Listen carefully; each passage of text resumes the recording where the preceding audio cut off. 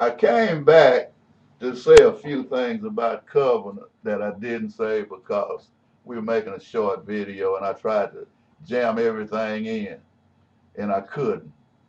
I want to talk a little bit about covenants from today backwards in reverse. Many man, when we got married years ago, what did we make? We called it a pact. It was not a pact, it was a covenant. We took God's covenant and claimed that woman that God made for us.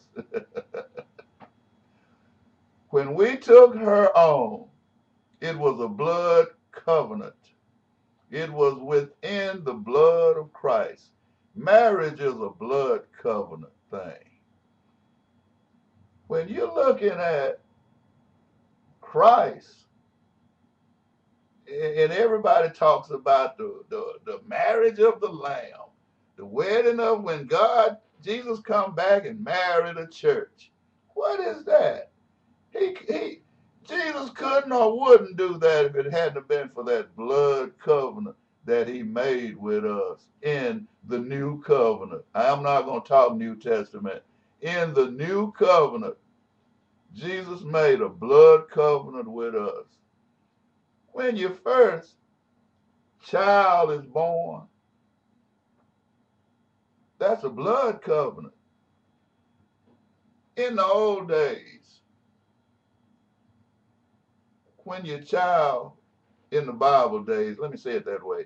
In the Bible days, you could have a boy child, 2 years old, and your best friend could have a daughter, 2 to 3 years old. The two fathers would cut themselves on the wrist and hold their arms together and let their blood mingle and make vows to each other. And he would give his daughter to your son. You would give your son to his daughter. If they married anybody else, they could be stoned to death. They could be killed in some form or fashion. Once you make a blood covenant with a friend, blood is thicker than mud. It's surely thicker than water.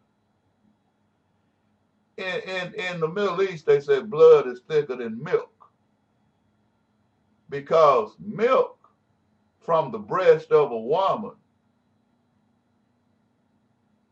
is what the child nurses on. Can't nothing be stronger than that. And blood is thicker than milk from a mother's breast. Well, these two guys in a blood covenant dedicate their sons and daughters to each other. Now look, go to show you how sinful we are. Look at how many wives. I'm going to get a little down in this one, and people might not appreciate this one. Look at how many people you had sex with from the time you started having sex to the time that you stop. And anybody breathing that's a man ain't going to stop. But it is better to have sex with one woman. Every single time you have sex with a different woman, you married her. Why? You talking like a fool. I didn't marry that so-and-so. Yes, you did. Every time you stuck yourself into that woman, that's a blood covenant. You shot your sperm into that woman. Your sperm is made of the blood. That's what make a baby. Everything that's in your sperm is a child when it's mixed with what's in the woman. Every time you have sex with a woman, you have just made another covenant. You might not have made a baby, but you made a new covenant. Now let's go back into the biblical times. If you made a covenant and didn't keep it, they could kill you on the street, in the square, at the synagogue. You could be what we call church. You could be at church and they could waste you. They could kill you. You don't break a covenant. That's why I see God patterns his covenant after man's covenant. I know that sounds strange and like I'm lying. God patterned his covenant after man's covenant. When man make a covenant, he can't break it. Many man, when I tell you I love you, I can't take that back. I can't break that covenant. If I love you today, many man, I gotta love you 10 years from today. No matter how you treat me, many man. I'm talking about Jesus Christ here, just in case don't nobody understand what I'm talking about. I'm talking about how Christ, the blood covenant. You think Christ went to the cross, bled, and died for us to find another God? You cannot, if you're Christian, you cannot break the new covenant, the blood of Christ.